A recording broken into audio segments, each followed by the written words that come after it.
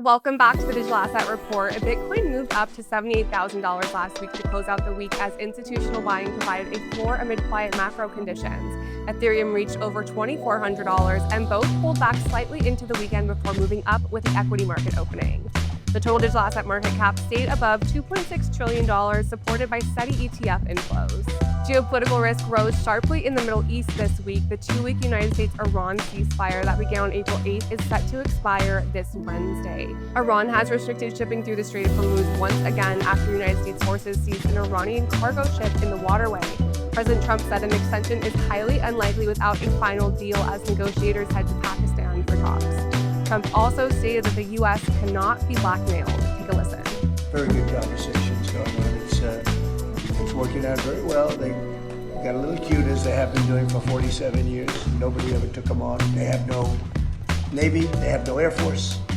They have no leaders. They have no nothing. Actually, their leaders it is regime change. They wanted to close up the Strait again, as they've been doing for years. And they can't blackmail us. U.S. spot Bitcoin exchange traded funds reported $996 million in net inflows last week. That total marks the strongest weekly haul since January. BlackRock's iShares Bitcoin Trust drove much of the momentum with $284 million in a single day on April 17th.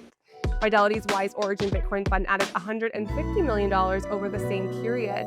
These flows underscore sustained institutional conviction even as broader market prices remain range-bound.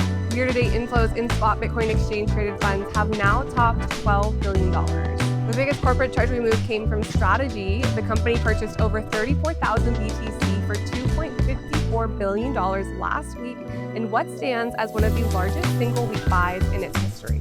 This marks the first time Strategy's STRC preferred stock raised over $2.1 billion in 1 week, nearly double the prior record of $1.1 billion. The aggressive issuance occurred before last week's STRC ex-dividend date. Strategy now holds more than 815,000 Bitcoin in total, and that's more than BlackRock, to give you a sense of the scale. So between the spot ETFs and Strategy, more than $3.5 billion flowed into Bitcoin last week alone. On the regulatory front, SEC Chair Paul Atkins signaled strong support for tokenization. In comments on Monday, he said rather than fending off new innovative technologies, the United States is embracing them. Atkins highlighted efforts to modernize regulation for crypto and tokenized securities and positioned America as the global home for digital assets. Take a listen. We've made huge progress, I think. I promised a new day at the SEC when I came aboard, and we've pivoted from the old practice of regulation through enforcement and the opaqueness of the agency, as it, for example, with crypto, as you mentioned, that was job one, to focus on that. And so basically, we're instituting a strategy that I'm calling our ACT strategy: advance, clarify, and transform. So advance meaning modernization of our approach. So rather than fending off new innovative types of technologies, we're embracing them. And so to make them so that we'll bring them from offshore, where people fled, to come back to the United States to really work on their products. And then second, to clarify things. SEC was very opaque as to how it would approach crypto and other things. We've clarified it with the CFTC. We had an interpretative release with focusing on defining tokenized securities versus other digital assets that are commodities. And finally, to transform, to focus on making our rulebook fit for purpose so that we can then make IPOs great again. The remarks come as Atkins marked his one-year anniversary as SEC chair by ringing the opening bell at the NYSE on Monday. In a post celebrating the milestone, he wrote that he promised a new day at the SEC when he took office, and that the agency has delivered on its agenda to restore regulatory clarity and accelerate innovation. A major security incident hit the DeFi sector over the weekend. Kelp DAO lost $293 million in the largest DeFi exploit of 2026.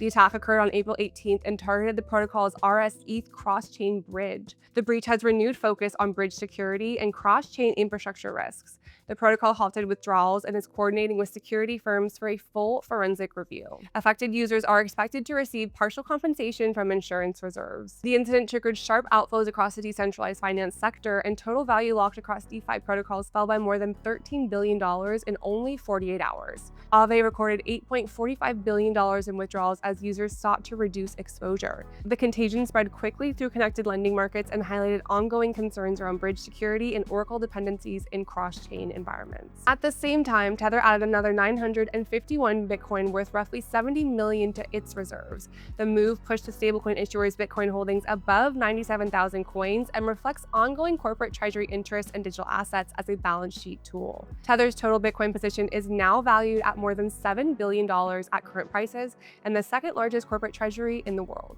This week showed us huge institutional demand in the form of major ETF inflows and record-breaking corporate treasury purchases. Kelp's very high-profile exploit also served as a reminder of security challenges in crypto and decentralized finance. The combination of resilient traditional channels, fresh regulatory tailwinds, and ongoing treasury activity suggests the build-out of digital assets infrastructure continues to accelerate. That's it for today. If you enjoyed this video, be sure to give us a like and follow along for more.